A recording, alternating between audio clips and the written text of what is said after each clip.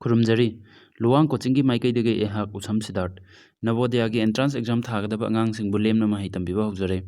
Corona की मरमना आंगांगसिंगना lyric तंबदा खुदोंचादब कया अमा मायोकनरिबसिंग असिगी खंदुना कोर्स असिबु हौदोकजबनी मयामना युम पोथाबिदुना यूट्यूब की खुथांगदगी कोर्स असिगी कानब लौबियु अमदी कोर्स असिगी मरमदा हेना खंगबिनिंगबा लेरगसु मखागी यूट्यूब की कमेंट बॉक्स ता कमेंट तौबिरउ नत्रगना पिजरिबा व्हाट्सएप की नंबर अमदी फेसबुक की लिंक सिदगी कांटेक्ट तौबिरपुसु यागनी कोर्स असिगी मरमदा खंगदबा आंगांगसिंगबुसु कानब पीनबगीदमक्ता वीडियोसिंग असिबु खंगना चानबा मरु मपांगसिंगदा share तौबिदुना मखोइदसु यौहनबियु ngasi khoina tawgadoribasina arithmetic test ki saruk oina operations on whole number part 3 की वीडियो असना अदोमगी अहानबा वीडियो ओइतारगदी part 1 गा 2 गा दो हाना येंगबिरो को नत्रगदी ज्ञान ताबा खरा वालनी part 1 दुदी सुंसोय सोयदनी येंगबिरो वीडियो जंग दु खरा सांगबनी अइना थ्योरी की part तो part 1 दुदा फजना ताकपनी को हौरजे दुदी ngasi की क्लास question number 10 दा unit digit of the product of the first 10 prime numbers हाइबनी हौबदगी हौरगा prime number अदुगा प्रोडक्ट तौ हाइतादि लोइना मल्टीप्लाई तौरनी अदुगा लास्ट यूनिट डिजिट तो क्या होइगदगे दो पुथो हाइबा यूनिट डिजिट आइदि ख्वाइ राइट साइड की ख्वाइ लास्ट की मसिंग दुनी को अदुदि प्राइम नंबर 10 दो हाने इथोजी मकोकतगी 2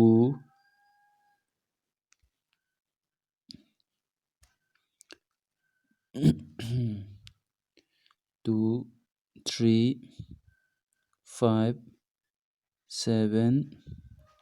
11 13 17 19 23 29 तरा सुरबा 1 2 3 4 5 6 7 8 9 10 तरा सुरे को अदो आइनो कई है प्रोडक्ट ऑफ डिजिट मैम तौरगा यूनिट डिजिट तो थो हायोगी क्वेश्चन दा हाना 5 यावब्रा ना चेक तो हाब नत्रा असम्बिनी कोइना हाइदुजे 5 यावरे सिदा अदुगा कईगुमा 5 याव तारगदी अतोपे इवन नंबर यावब्रा ना मुक चेक तो हाबनेबको इवन नंबर जो सिदा यावरे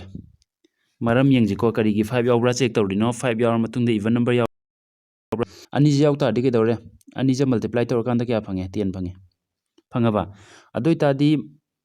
10 ओइ तारगदी अतै मसिंग म्याम जे चेक तौद्रसु यारबो अतै मसिंग म्याम जे मल्टीप्लाई लोइन तौरेन खल्लोको सि लेमौरिबा मसिंग म्याम जे लोइना मल्टीप्लाई तौरो सिगी 3 जे मल्टीप्लाई तौरेन खल्लो तारकपो आंसर दो अदुदा सिगी 10 जिगा मल्टीप्लाई तौरो अदि लास्ट के डिजिट तो 0 फंगोइद्रो फंगनिको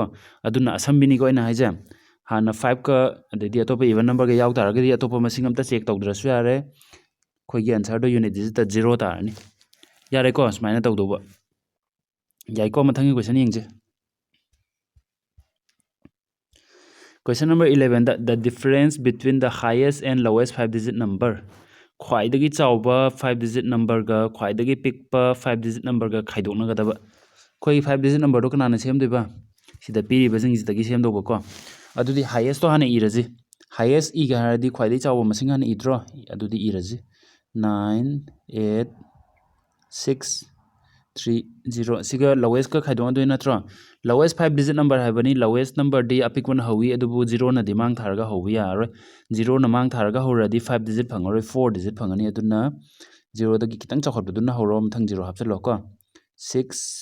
8 9 डिफरेंस हाइब नत्रो डिफरेंस हाइदि खाइदोंना क्या तारे 1 4 तारबा तारे को सिददी 9 7 6 काय दियावरे 67941 ऑप्शन डी दियावरे यारबा यानी को मैथ्स के क्लास नि कावगुनो को बोय अम कोलम अम पाइबा कावगुनो को बोय अम गे कोलम अम गे पायरगा आइना सिदा होलि कांसिदा नोजु चट आइना होलिबे स्पीड सिदा होटपा ngam ना होना दबा सिदाबुदि आइना तम तमना हो ताबनी को नोइ म्याम जे खंगनबा अदुजु थुना जो होटपा तंबा चुमना जो होटपा तंबा अदुनि को मरु हाइजा येंगजी अदो थुना होटपा तमिने ना चुमददि कांदे अदुना हौरकपददि कैदौरे तम तमना अदुम होलगा आंसर जे चुमना तानबा ngamna होना ताबको एक्यूरेसी जे मरु ओइको कोना अदुम होला कांद स्पीड तो अदुम थुगलक्तोइनेबा को यारे मथंग की तौजी Question number 12 sum of two number is 2,34,560 habako masing ani plus tawga sitai if one number is more than the other by 10,010 masing amana atopa number dagi 10,010 heli adoi tadi achawa masing do putho'u haba ko masing ama je khoi x ne na lorsi adudi atopa masing ama dudi kai tarani atopa masing ama dudi x plus kai ne haba 10,010 hela haba natro 10,010 kamai irni 10,010 yaraba khoi gi masing ani do sineba ko masing ani je plus tawga kya tai 2,34,560 adudi ani je plus di kya tare ani je plus di x ani sure di 2x tare ko plus ihe loi mu thokre ziki plus athi bu do mu that ke tawni yani ke chukai de ko masing do amana x ni amana kai x plus 10,000 ne ko smana ne masing ani je plus tar kanda kya tai haba 2,34,560 tai haba ne ko sidagi x ani punjal ladi kai tare 2x tare adagi somda 10,010 do khoi somna khanda puthokre ji right side ta ko somna khanda putho adigi dawni khaidokna doi natro kai gino 10,010 je left side ta plus tar ga leibu natro operation change tawi habani equal to gi wang da masing puthok pusin taw matamda 10,010 je plus layer manina som chaladi minus tawani ko minus tawadi kya tarani khaido sidagi somna khanda chaladi se si khaido khidoi natro khaido kanda kya tare answer ji 0 5 5 4 2 2 tai ko sigi matik sima mu thatke isalo ko noi boy ko lomda khaidok na re adai di ke dore x mu puthok toi natro x thoke di ke dore 2 je som dang puthang dokro right side ta 2x habadi ke no 2 into x ni asumna kan da puthok matam di ke la ani divide la ani ko divide tor di ke tare 1 1 2 2 7 5 lakpra lai ko adai da no ne section tu x equal to 1,12,275 tare kaino option b da ma yaw bro chatlo khojalo di ke dore 0 phangani dum kai gi question na kai putho ai ge greater number do putho ai natro x is smaller number ni greater number di kai no x plus 10,000 natro adu di khoina pami ba masing do kai ta ni sidai da 1 1 2 2 7 5 sida kai wali gi hapchalak to ba 10,010 hapchalak to wali ba natro 0 0 1 0 hapchalak da wali greater number putho na bai hona damakta ko kya thare 5 8 2 2 2 1 kai diaw re option c diaw re se yarba smaina holu ko mai tha aga hekta option b khojal lor di la le ko yani ko gyan ta draga ju comment tawro ko sai matang gyan ta haudre na mathangi tawji question number 13 irai lai unit digit puthokada bani sai unit digit puthokpagi ama takhre ko si masing myam jai loina idraju ani sida 3207 dagi unit kai thorok yare khoi 7 khatang lobiro last ki digit se ko next ta 12 dagi kai lorni 2 dang lobiro 17 dagi kai lorni ai 7 khatang puthoro 13 dagi kai puthoro ani 3 dang puthoro ko yengaji 2 into 7 14 natro 14 do ai 4 khatang puthoro ani ko 4 into 7 28 natro 8 khatang puthoro ani 8 into 3 kya no 24 4 tale du de unit digit yarba smaina holo ko ire line option c tale yani ko mathangi question tawje 14 the which of the following number is the smallest 4 digit number smallest 4 digit number 0 na de hoya dam na 1 na horani natra aremba myam da 0 hapsala ani option a da lere sidiam like ko khwai dei pikpa 4 digit number ni option jings da yenga dum khalla ju ai ko option jings da juma no khwai pi da na option da di kai do bi ai sigi 1000 ji yarom da tar ga di 1100 option b gi jang khan de ko option ju yengba maru oi ko yenga ji mathang ge mo question number 15 the number of multiples of 7 between 14 and 77 is 7 ki multiple masing kya suge putho u hai ko kana kana marakta between 14 and 77 between habani marakta habani 14 je masing tha roi 77 je marakta masing tha roi marakta habani between habani ko multiples ai hana takhre ko multiples se mu gyan ta de hardi mamangi video part 1 do mu hangalaga munni ko adu khangani yengaji 7 ki multiples 7 ꯒꯤ multiples ꯍꯥꯏꯔꯗꯤ 7 ꯅ divide ꯇꯧꯕ ꯌꯥꯕ ꯃꯁꯤꯡ ꯒꯩꯗꯨꯅꯤ ꯑꯗꯨꯗꯤ 7 into ꯑꯅ 7 ꯒꯤ multiplication table ꯗ ꯑꯗꯨꯝ ꯊꯤꯗꯔꯛꯑꯁꯨ ꯌꯥꯔꯦ ꯀꯣ between ꯍꯥꯏꯕꯅꯤ 7 into 2 ꯗꯤ 14 ꯅꯤ ꯃꯥꯗꯤ ꯌꯥꯔꯣꯏ ꯀꯣ next 21 ꯂꯥꯛꯑꯅꯤ 7 3 7 into 4 28 ꯊꯪꯗ 7 5 35 7 6 42 49 7 8 56 नत्र 7 9 63 7 into 10 70 7 into 11 दी क्या नो 77 ni between है अपनी 77 दी याव रहे हैं नत्रो को आदु दी इस तरह ली बमसिंग जिंग याव नहीं क्या सुरा 1 2 3 4 5 6 7 8 निपान सुब्रा निपान सुई को आदु दी ऑप्शन सी तारे खोए ऑप्शन सी यागद्रा यानी को मथंगी question तौजी Question number 16. What value must be given to asterisk? Si star man baje ko asterisk ka woni ko adu ka sukai de asigi symbol ji da kari value hapsala aga pirami ba number 6912 harga asterisk am pirije 6912 harga sida asterisk pirji gi mohota kai masing lakani habane ba ko divisible by 25 oina ba 25 na divide tawba yage hai taraga di sida last ki masing je kai lakani habani yam line hot se 25 hai jidi kaino prime number ani multiply taraga tani 5 into 5 yabra adudi 5 na divide tawba yaba masing ne bu khoina thi doi ji ko 5 tang na te 5 se ani rak na multiply tawba hadi 5 amana multiply tawani tarakpa masing do adu mu 5 na multiply tawba yaga daba 5 into 5 khoina nga sai mamangi classing da 6 na divide tawba yaba masing kai na check tawi 2 ga 3 ga ani mak na divide tawba yaba na check tawdro adumaina sida 25 na divide tawba yaba check tawgedi 5 na anirak divide tawba yaba thirasu yai ko kesu gaide ado 5 na divide tawba yaba masing di kamain tawi last ke digit 2 either 5 natraga 0 oigadaba natro se kaigumba 5 na divide tawba yage hai taragadi adu di piriba option jing sida dum yengo to sida 0 natraga 5 ti soidana taradabane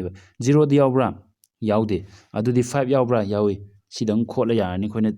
25 naga among divide tawraga yengdrasu yai ko se irai lai ko option b je dum tare na khalani karigumba 0 ju yaram taragadi khoi divide tawra yeng tare 69120 harga 25 na divide tawu yabra adaidi 69125 harga 25 na divide tawu yabra na anirak sida di question gi matung ina khoi thuna hotpa ngamna ba hona taba ko 0 na loira su yaba yai 5 na loir su yaba yai ba adu 0 na loiba yawdabanina 5 na loiba khak yawbanina 5 na loiba je khalani hotra su yai ko hota bida puthokpa hai je ko smaina mathangi tawji question 17 da there are 14 rows in a parking lot amada gari khambam amada rows 14 lei ko pareng 1 2 3 4 na pareng sida gari me mm khamdoni ko smaina masing je 14 lei ko se rows aduga kidoba where 420 cars stand in its row amamandane 420 car khame sida su 420 adedi magi row sida su 420 sumaina 420 ja pareng khamdeba kya rak row 14 lakko how many cars stand in the park to the car masing kyam leigani hai siri yam lai ko row amamamda 420 leiba row 14 leiba natro 10 ba example hana pigi ko sida row ja ahum leiren khalajeba row amamda gari ahum khamen khalajeba ko smaina adudi pulapna gari kya leini sigi 3 ma sigi 3 ma sigi 3 ma 3 ja ahum la plus tawradi kya tare 9 tabra aduga khoina mu kai tamgi multiply jina plus ki asambini haidra row masing kya no row ahum natro sa row ahum gi 3 into row amamda 3 natro 3 into 3 equal to sijo dum 9 tabra tai ko sumaina sida puthoiba sumaina kaidawre khoida koi question sida row masing 14 ni row amada 420 leibani adudi 420 ga 14 ga multiply tawraga taroidra asumna kanda 3 into 3 equal to 9 tabad maina tani ko yenga je dudi 400 42 are 8 44 16 ko 100 12 are 2 14 are 4 adudi ani je amuk plus tawnaradi kya tare sumna kangi je amuk tang muthatke ihawro ko se ihawda bai kangbu pause tꯧꯔꯒ iyu kaigumba aina muthatpana hangi taragadi ko yengaji plus tawdi kya tare 0 adaiti 8 5880 tare last answer je ko 5880 option 1 da le to option A da le yadra yani ko ira lai ko yengaji mathangi mo mathang question na kai haira a number is less than 50 masing ama je 50 dagi less oi hai ko khoina masing ama si less than 50 ne ko it is a multiple of 7 7 ki multiple ni 7 ki multiple hai di kai no 7 na divide to ya masing ama oi ga daba 7 na divide to ya masing ama oi ga di kai done 7 into masing ama la ni kai no ma 7 ki multiple hai di 7 ki table da yaw roi draw yaw ni ko adu di khoi 7 into x ne na ha je x any number oi jar jano 7 na divide to ya bo oi do na tro adu di 7 into x oi de ko less than 50 hai bra less than 50 oi hela and it has 3 factors factor ahum lei khoi factor tam gre ko factors and multiples tam gre ning jango part 1 do chachat phakalaga hane yengau ko natraga di gen taroi then the number is masing do kai no ye khoina khangbada kai dore 7 ga masing ga multiply to ba habidi 7 gi multiple am oigani 50 dai less oigani haiba condition am lere ko option da check to 50 dagi less oiba option D do hane yengji ko ma di kakhrani kai ye 70 pi bagi less than 50 oidredana adu mandi automatically kakre ko koina khandu ja 14 ga 42 ga 49 ga dagi ama khalani factor kya kya lege ngo 14 gi factor kya lege